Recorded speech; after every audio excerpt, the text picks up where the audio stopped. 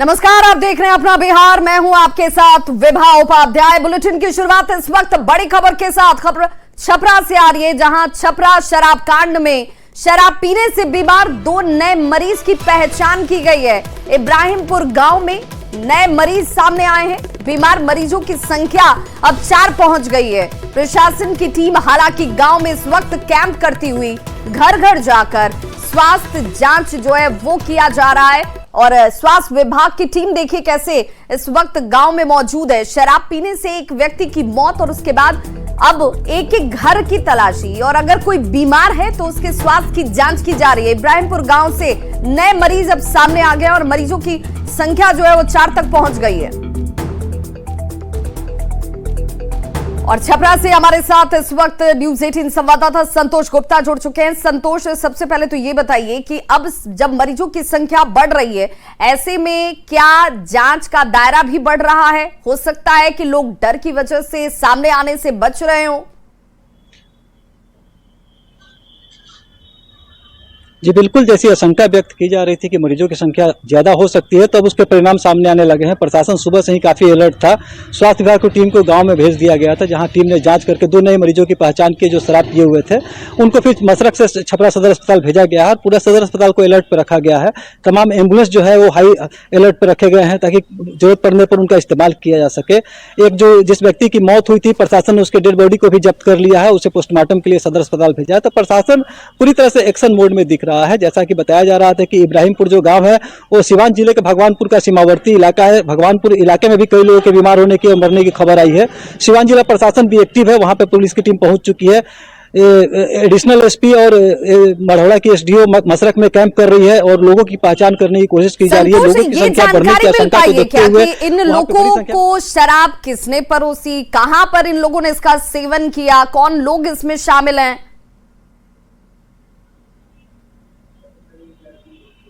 जी बिल्कुल, जिस व्यक्ति की मौत हुई है वही शराब लेकर के आया था। एक व्यक्ति को डिटेन किया गया है पुलिस के द्वारा। जैसा कि एडिशनल एसपी से हमारी बात हुई, उन्होंने कहा कि एक व्यक्ति जो इस पूरे कांड में शामिल था, जिस पर कि शराब सप्लाई करने का शक है, उसको हिरासत में लिया गया। उससे पूछताछ की जा रही है कि आखिर शराब कहां से लाया गया। हालांकि सबसे बड़ी प्रशासन की प्राथमिकता यह है कि शराब अगर आई है तो पूरी बटी होगी, क्योंकि एक दो गिलास शराब की बात नहीं है, यहाँ पे बड़े एरिया में बटने की बात है। और पहले भी मसरख इस मामले को लेकर काफी चर्चा में रह चुका है। पहले भी 100 से ज्यादा लोगों की मौत मसरख में हो चुकी है। मकेर के पास बड़ी संख्या में लोगों की मौत हुई थी। तो प्रशासन उन घटनाओं को देखते हुए इसमें ज्यादा से ज्यादा कैजुअलिटी को रोकने की कोशिश में है और यही कारण है कि वहां घर घर में तलाशी की जा रही है। उत्पाद विभाग, जिला पुलिस की टीम और स्वास्थ्य विभाग मिलकर काम कर रहा है और पीड़ित लोगों की पहचान की जा रही है। और जबकि 2 नए पीड़ित, यानी अभी तक छपरा में कुल 4 लोग ऐसे पहचान में आए हैं जो शराब पीने से बीमार है। सदर अस्पताल में जो 2 लोग सुबह में लाए गए थे उनको पटना रेफर कर दिया गया, उन्हें पीएमसीएच भेज दिया गया। उनकी हालत काफी गंभीर थी और वहां भी जो गांव में जो लोग छुप कर अपने घर में इलाज कराने की कोशिश कर रहे थे, उनको प्रशासन ने खोज निकाला, उनको भेजा जा रहा है। लोगों में एक डर जरूर है कि अगर पुलिस पकड़ेगी तो शराब पीने के आरोप में उन्हें जेल भेज देगी। इस डर के कारण बहुत सारे लोग सामने नहीं आते और मामला बिगड़ते जाता है। लेकिन प्रशासन ने ऐसे लोगों से अपील की है कि बिल्कुल प्रशासन के सामने आए, प्रशासन उनका इलाज कराएगा। और जो लोग इस तरह का कांड में शामिल है, जिन्होंने शराब की सप्लाई की, शराब परोसा है, उनके ऊपर कानूनी कार्रवाई की जाएगी, ऐसा प्रशासन। शराब माफियाओं पर नजर पुलिस की क्यों नहीं होती है? वक्त रहते कार्रवाई क्यों नहीं होती है? ये शराब पहुंच कैसे जा रही है और इसे लोग पी कैसे रहे? मशरक ही क्यों सबसे आसान जगह लोगों को नजर आ रहा है? क्योंकि इससे पहले की घटनाएं हमें याद है, मशरक में लोगों ने अपनी जान गंवाई थी और उसके बाद एक बार फिर से ऐसी घटना का सामने आना चिंता का विषय भी। बहुत बहुत शुक्रिया तमाम जानकारी के लिए संतोष। तो छपरा के इब्राहिम गांव में शराब पीने से 3 लोगों की तबीयत बिगड़ गई, जिसमें एक व्यक्ति की मौत भी हो चुकी है, 2 की आंखों की रोशनी चली गई। और इससे पहले भी आपको याद होगा, साल 2022 में मशरक में शराब कांड हुआ था, जिसमें 38 लोगों ने अपनी जान गंवा दी थी। शराब कांड के सामने आने के बाद छपरा और सिवान पुलिस अलर्ट पर मोड पर है और प्रभावित इलाकों में छापेमारी भी इस वक्त की जा रही है। कहां से शराब मिला? शराब सर हमको ये नहीं मालूम शराब कहाँ से मिला है। कहाँ पिए? हम घर पे पिए थे। घर पे पिए थे? कौन लाके दिया था आपको? बड़े भैया। बड़े भैया थे, क्या नाम उनका? नहीं, बड़े लड़के, पापा के लड़का दिए थे। क्या नाम उनका? इस्लामुद्दीन। इस्लामुद्दीन। अभी वो फिलहाल नहीं है। वो शराब पी के मर गए? हाँ। क्या नाम हुआ? आलम अंसारी। क्या भी रहे घटना? घटना ये रात में सर मछली मार रहे थे और मछली मारने में तो कहाँ से दारू आया, क्या हुआ, अब वो सब वही जानते हैं। पीने के बाद ये सबका हालत गड़बड़ होने लगा, तब हम लोग पूछे क्या हुआ है, तो ऐसा बात है, तब हम लोगों को पता चला। अभी क्या स्थिति है? अभी स्थिति तो वही है, मतलब तबीयत खराब, एक का तो डेथ हो गया और 2 का ये मतलब कि तबीयत खराब हो गया है। इलाजरत है।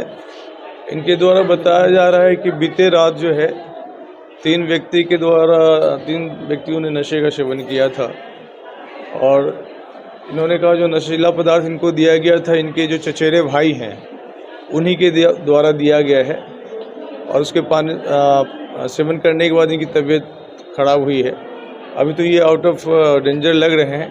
एक व्यक्ति के बारे में भी हम लोग सत्यापन और तफ्तीश कर रहे हैं जो गांव पे हैं अभी। तो देखिए, छपरा में एक शख्स की मौत हो चुकी है, वहीं सीवान में भी संदिग्ध परिस्थिति में 3 लोगों की मौत की खबर आ रही है। 5 लोगों का इलाज बताया जा रहा है कि इस वक्त अस्पताल में चल रहा है। ग्रामीण जहरीली शराब से 6 से ज्यादा लोगों की मौत की बात कह रहे हैं और कई लोगों की हालत गंभीर होने की बात भी सामने आ रही है। घटना की सूचना मिलते ही सिवान के डीएम और एसपी अब इस मामले की जांच में जुट गए। कई गांव में छापेमारी तक की जा रही है। घटना भगवानपुर थाना क्षेत्र के अलग अलग गांव की है, जहां पर मृतकों में कौड़िया पंचायत के बसटोली गांव के 2 व्यक्ति शामिल बताए जाते हैं और मिली जानकारी के मुताबिक मृतकों की संख्या बढ़ भी सकती है। ग्रामीण स्थानीय चौकीदार और पुलिस पर ही शराब माफिया को संरक्षण देने का आरोप लगा रहे हैं। मैं बोला गया है ये दोनों चौकीदार सस्पेंड होना चाहिए।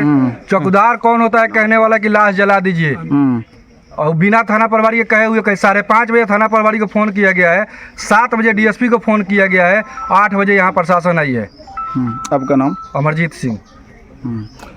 तो क्या आरोप लग रहा है कि यहाँ के स्थानीय थाना प्रशासन के मिली भगत से यहाँ दारू बिकता है। अभी कितने थाना प्रभारी भगवानपुर थाना क्षेत्र में अभी तक 15 आदमी का डेथ हुआ है दारू की वजह से 12 घंटे के अंदर में। मैंने आज हुआ, आज कल शाम से लेके आज सुबह तक 15 आदमी का डेथ हुआ है। और इस खबर पर ज्यादा जानकारी के साथ सिवान से न्यूज़ 18 संवाददाता मृत्युंजय हमारे साथ जुड़ गए। मृत्युंजय, एक बार फिर से सिवान की चर्चा, और वो भी शराब पीकर संदिग्ध परिस्थितियां हालांकि बताई जा रही है, लेकिन ये संख्या कितनी है? ग्रामीण तो 15 लोगों की मौत की बात कह रहे हैं। जी देखिए, अभी अगर आंकड़ा बात किया जाए, एग्जैक्ट आंकड़ा बात किया जाए, 3 लोगों को सिवान अस्पताल में डेड बॉडी आई है, जहां पोस्टमार्टम की प्रक्रिया चल रही है। वही जो ग्रामीण हमारे सूत्र हैं वो बता रहे हैं कि 2 लोगों को दाह संस्कार कर दिया गया है। यानी अगर ग्रामीणों की माने तो आंकड़ा और बढ़ सकता है। और 2 दिनों से ये इन लोगों की तबीयत खराब हो रही थी, उसके बाद अचानक जब सुबह में ज्यादा हालत खराब होने लगी तो स्थानीय लोगों द्वारा दिखाने के लिए अस्पताल में लाया गया, तब जाकर ये मामला सामने आया। हालांकि ग्रामीण जो है वो शराब के सेवन से मौत की बात कर रहे हैं, तो वहीं जिला प्रशासन पोस्टमार्टम का इंतजार कर रहे हैं। हालांकि सिवान के डीएम और एसपी गाँव में पहुंच चुके हैं, घटनास्थल पहुंच चुके हैं, मामले की जाँच कर रहे हैं। कई जगह छापेमारी भी चल रही है, वहीं आंकड़ा बढ़ रहा है क्योंकि कई लोगों की स्थिति गंभीर बनी हुई है। इसको देखते हुए सिवान सदर अस्पताल को अलर्ट कर दिया गया है, सारे डॉक्टरों के अलर्ट मोड में रखा गया है। वहां भी एम्बुलेंस गांव में तैनात कर दी गई है, पुलिस बल तैनात है और लगातार कई गांवों में छापेमारी चल रही है। बताया ये जा रहा था कि शराब गांव में बनाई जा रही थी और जहरीली शराब के सेवन से लोगों की मौत हुई है, लेकिन मौत का आखिर एग्जैक्ट मौत कैसे हुई ये पुलिस प्रशासन जब तक पोस्टमार्टम रिपोर्ट नहीं आएगा तब तक नहीं हो पता चलेगा कि आखिर मौत का वजह क्या रहा है। लेकिन ग्रामीण की माने तो जहरीली शराब से मौत की बात सामने आ रही है। जी बहुत बहुत शुक्रिया मृत्युंजय समान जानकारी के लिए। तो शराब पीने से 3 लोगों की मौत की आशंका जाहिर की जा रही है। बताया जा रहा है कि संदिग्ध परिस्थिति नजर आती है इन लोगों की मौत के पीछे, लेकिन ग्रामीणों का ये कहना है कि यह संख्या 10 से 12 तक है। मैं बोला गया है। तो न्यूज़ 18 दर्शकों से अपील करता है कि अगर छपरा में किसी भी व्यक्ति ने शराब पी है और उसकी तबीयत जरा भी खराब हो तो वे इसे छिपाए नहीं, सामने आए, प्रशासन और स्वास्थ्य विभाग की टीम के पास पहुंचकर अपने स्वास्थ्य की जांच कराइए, ताकि वक्त रहते आपको इलाज मिल पाए और आपकी जान बचाई जा सके। ये बहुत जरूरी है, इस वक्त इसे छिपाने की जरूरत नहीं है। और चलिए अब रुख कर लेते हैं बिहार की सियासत से जुड़ी हुई बड़ी खबर का। बिहार की सियासत से जुड़ी हुई बड़ी खबर, जिसमें बिहार में 4 सीट पर उपचुनाव में जनसुराज पार्टी ने भी अब अपने कैंडिडेट को उम्मीदवार के तौर पर उतार दिया है। जनसुराज की ओर से तरारी से एसके सिंह को उम्मीदवार बनाया गया है। एसके सिंह सेना के रिटायर्ड अधिकारी हैं और लेफ्टिनेंट जनरल के रूप में अपने सेवा वो दे चुके हैं।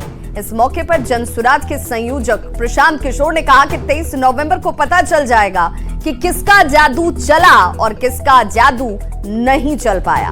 उन्होंने उपचुनाव को त्रिकोणीय की जगह एक कोणीय होने का ही दावा किया। उन्होंने कहा कि कहीं कोई दूसरा मुकाबले में है ही नहीं। प्रधान जी, आज आपने एक जो उम्मीदवार उतारा है वो एक नए तरह का प्रयोग बिहार की सियासत में देखने को मिला, कैसे देखते हैं? नया प्रयोग नहीं है, पूरा जनसुराज ही नया प्रयोग है और बिहार को सुधारने के लिए नया तो कुछ करना ही पड़ेगा। पिछले 30-35 साल से जो हो रहा है उससे तो बिहार सुधरा नहीं। तो जब तक बिहार के काबिल लोग, बिहार के सही लोग, बिहार के मिट्टी के लाल जो इस धरती के लिए कुछ करना चाहते हैं वो साथ आकर प्रयास नहीं करेंगे तब तक तो सुधार होगा। बिहार में आपकी लड़ाई किससे होगी? बिल्कुल बिहार के गरीबी से लड़ाई है, बिहार के पलायन से लड़ाई है, बिहार के शिक्षा से लड़ाई है और उसको सुधारे बगैर हम लोग रुकेंगे नहीं। तो ये माना जा रहा है सर कि त्रिकोणीय मुकाबला हो गया है बिहार में? नहीं, एक कोणीय मुकाबला है, जनसुराज जीत कर आएगा। और सर आने वाले समय में 3 उम्मीदवार कब तक दे रहे हैं? बिल्कुल 2-4 दिन में दे देंगे। अभी नॉमिनेशन 18 से उससे पहले दे दिए। कुछ ऐसा ही उम्मीदवार देंगे कि कुछ उम्मीदवार आप देखेंगे वो अपने आप में बहुत परखे हुए उम्मीदवार होंगे, जनता के द्वारा चुने गए उम्मीदवार होंगे, बेहतर उम्मीदवार होंगे, समाज के लिए जीने मरने वाले लोग होंगे। प्रोफाइल तो स्वाभाविक है कि हर उम्मीदवार का एक प्रोफाइल तो होगा नहीं, लेकिन जो भी होगा वो सही होगा, वो जनता के द्वारा चुना होगा और दूसरे किसी भी दल के उम्मीदवार से अलग होगा। एक आखिरी सवाल है सर, ये चुनाव परिणाम कितना बिहार के 2025 के विधानसभा चुनाव को तय कर देगा? ये तो आप लोगों को ज्यादा समझ है। 4 विधानसभा में उपचुनाव हो रहे हैं और ये 4 यहाँ के अपने आप को धुरंधर कहे जाने वाले नेताओं के क्षेत्र में चुनाव, उनके गढ़ में घुसकर लड़ने की बात है। तो परिणाम कितना प्रभावित करेगा 2025 के? बिल्कुल, अब तो उसकी जब परिणाम आने दीजिए, उसकी चर्चा होगी। अगर परिणाम जो भी परिणाम आएगा उसका असर तो पड़ेगा ही भाई। तो ये थे हमारे साथ प्रशांत किशोर, कैमरामैन अमित के साथ आनंद मित्रा, न्यूज 18 नेटवर्क, पटना। तो उपचुनाव में जनसुराज की ओर से उम्मीदवार उतारने के प्रशांत किशोर के फैसले से बिहार की सियासत गर्माती हुई जरूर नजर आती है। ये माना भी जा रहा है कि पीके की पार्टी के उम्मीदवार ने उपचुनाव को त्रिकोणीय बना दिया। हालांकि पीके से एक कोणीय ही कह रहे हैं। पीके की पार्टी को लेकर सियासी बयानबाजी भी तेज हो चुकी है। एनडीए और महागठबंधन के नेताओं ने जनसुराज पार्टी पर इसे लेकर जमकर निशाना साधा और दावा किया कि मुकाबला एनडीए बनाम महागठबंधन ही होने वाला है। जो है जो जिनको काम नहीं है वो तो बहुत अनाप शनाप बोलने में लगे हुए रहते हैं, दिशा विहीन करने में लगते हैं लोगों को, लेकिन उससे भटकाने से इधर उधर ध्यान देने वाला जनता नहीं है। जनता समझती है ये जो हमारा जो 4 सीट जो उपचुनाव होना है बिहार विधानसभा का, ये 4 सीट पर जीत हासिल करना हमारा प्रथम प्राथमिकता है और एनडीए को 4 सीट पर जीत होगी। उपचुनाव में एनडीए का सीधा मुकाबला इंडी गठबंधन से ही होगा। कोई भी और दल हो, कुछ नए दल भी जो है अभी बिहार में बने हैं, सभी को चुनाव लड़ने का अधिकार है, चुनाव लड़े, स्वागत है। लेकिन विधानसभा के उपचुनाव की 4 सीटों पर एनडीए के उम्मीदवार विजयी होंगे। प्रशांत किशोर जी की स्ट्रैटेजी की जो असलियत है परत दर परत खुलती जा रही है। पहले क्या कहते थे कि मेरी पार्टी से जो चुनाव लड़ेंगे उनको मैं पैसे की कमी नहीं होने दूंगा। अब क्या कर रहे हैं? सोशल मीडिया के माध्यम से वो चंदा कलेक्ट कर रहे हैं। 200 करोड़ का उनका टारगेट है। एक सौदागर पार्टी बीजेपी की ये बी टीम है। पता नहीं कितनी सारी असलियत इनकी खुलेगी। हमने सामने की लड़ाई लड़ेंगे और मजबूती से लड़ाई लड़ेगा जनसुराज, और जनसुराज 4 सीट पर फतह करेगा और बिहार में एक नए इतिहास की संरचना होगी। और हम पार्टी अध्यक्ष संतोष कुमार सुमन ने यह दावा किया है कि बिहार में प्रशांत किशोर कोई फैक्टर ही नहीं है। उन्होंने कहा कि प्रशांत किशोर धन बल का इस्तेमाल कर नाम कमा सकते हैं, लेकिन वे 4 सीट पर उपचुनाव हारने वाले हैं। गाड़ियों पर, सैकड़ों गाड़ियों पर उनका कलर किया हुआ है। तो धन बल का प्रयोग कर करके आप नाम तो कमा सकते हैं, कोई गलत काम करके नाम कमा सकते हैं। इसका ये मतलब नहीं है कि जनता का आशीर्वाद आपको मिला हुआ। प्रशांत किशोर इस चुनाव में कोई फैक्टर नहीं है। वो 4 के 4 सीट हारने वाले हैं। उन्होंने कहा है कि हम 4 जीत के दिखाएंगे। वो एक भी जीत के दिखाएं तो हम समझते हैं कि प्रशांत किशोर में क्षमता है।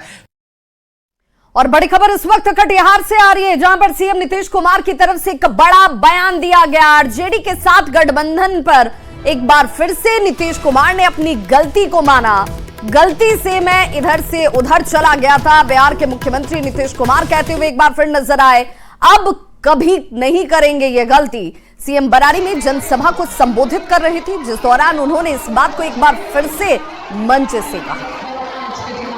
लोगों ने सारा सब कुछ किया है, हम गलती से 2 बार हम लोगों को अपना लिया था और दोनों बार देखा गड़बड़ किया। अब हम लोग कभी इधर नहीं, जो हम लोगों का उसी को कायम रहेगा सब दिन के लिए। इसलिए अब किसी तरह का बाएं नहीं, हर तरह से होगा और आप जान लीजिए सब तरह का विकास होगा। और तेजस्वी यादव के कार्यकर्ता दर्शन यात्रा को 18 अक्टूबर से 26 अक्टूबर तक स्थगित कर दिया गया है।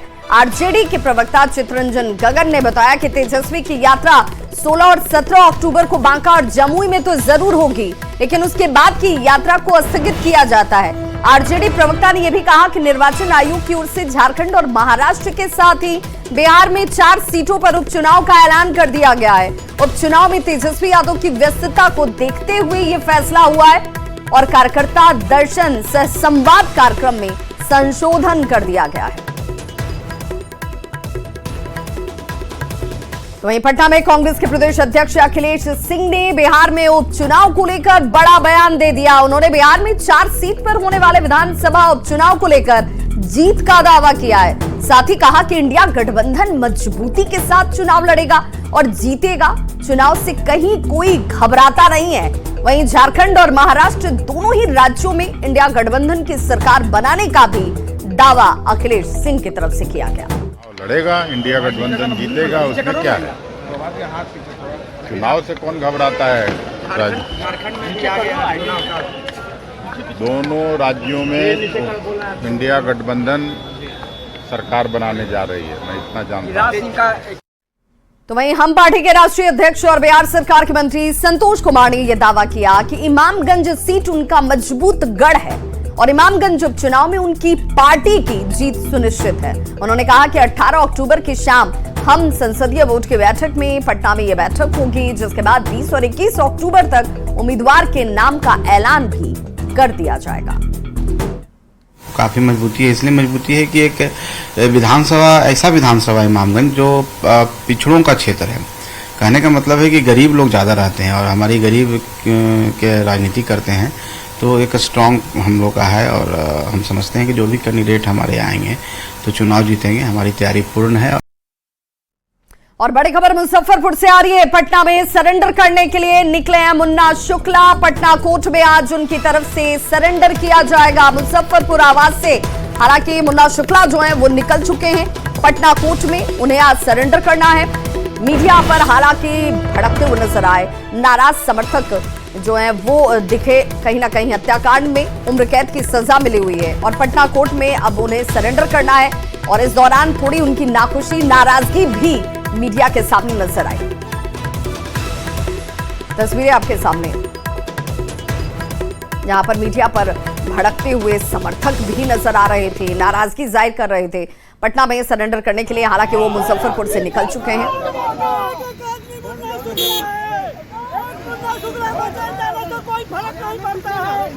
क्या कुछ लग रहा है? न्यायालय का आदेश है जी, सम्मान करना जी। आगे क्या रणनीति होगी इसको, इससे बचाव के लिए कुछ देखेंगे, कानूनी प्रक्रिया जी। क्या कुछ लग रहा है विपक्ष की कुछ साजिश इसको देख रहे हैं, इसको साजिश के रूप में? रामा देवी जी का जो जी स्टेटमेंट आया था, जी जी, अब इस पर आप लोग तय करिए। कहीं ना कहीं राजनीति के शिकार हो रहे हैं आप।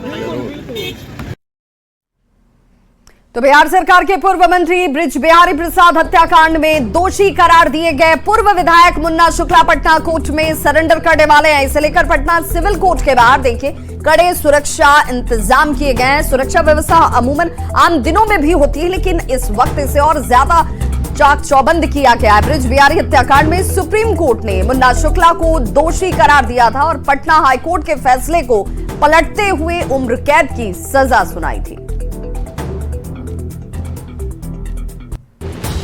खबर मोतिहारी से, जहां के बंजरिया प्रखंड के उत्क्रमित उर्दू उच्च विद्यालय में एक महिला शिक्षक ने स्कूल के मास्टर पर आरोप लगाया। शिक्षक का कहना है कि स्कूल के प्रिंसिपल जो है वो प्रताड़ित करते हैं। शिक्षिका ने यहां तक कहा कि प्रिंसिपल जो है वो परिसर में मारपीट भी करते हैं शिक्षिका की तरफ से। मोतिहारी थाने में इसे लेकर एक लिखित शिकायत तक दर्ज कराई गई है, जहां कार्रवाई करने का भरोसा उन्हें जरूर दिया गया।